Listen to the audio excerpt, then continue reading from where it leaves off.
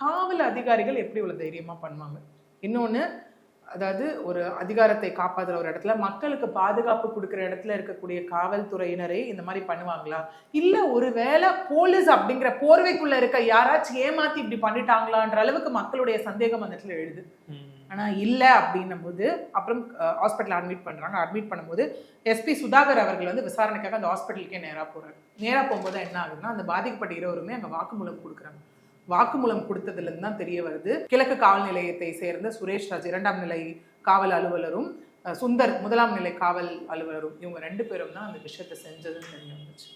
Okay, இங்கேதான் நம்ம பாராட்டுக்குரிய ஒரு விஷயம். ஒரு பக்கம் கண்டிப்பா ரொம்ப கேவலமான செயல், இன்னொரு பக்கம் பாராட்டக்கூடிய ஒரு விஷயம் என்ன அப்படின்னா, நிறைய இடத்துல இந்த விஷயம் லேக் ஆகிதான் கோர்ட் அந்த இடத்துல ஆர்டர் பண்ணி, ஓகே, கோர்ட்ல பப்ளிக் இன்ட்ரெஸ்ட் லிட்டிகேஷன்லாம் போடப்பட்டு ஆர்டர் பண்ணி சம்பந்தப்பட்ட காவல்துறையினர் மீது நடவடிக்கை எடுக்கப்பட்டிருக்கு அந்த இடத்துல.